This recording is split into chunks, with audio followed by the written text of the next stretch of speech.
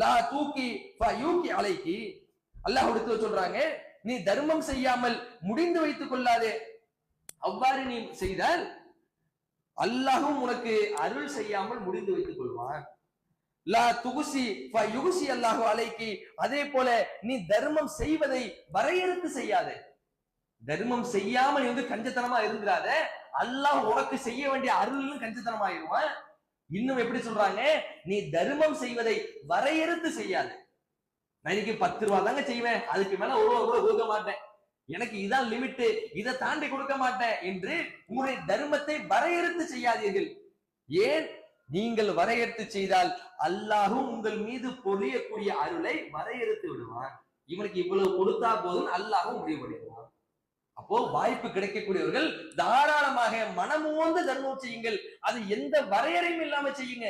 அதுக்குன்னு அள்ளி கொடுத்துட்டு நீங்க ஒண்ணும் இல்லாம போகணும் இல்ல, உங்களுடைய தேவைக்கு போக செய்யுங்க.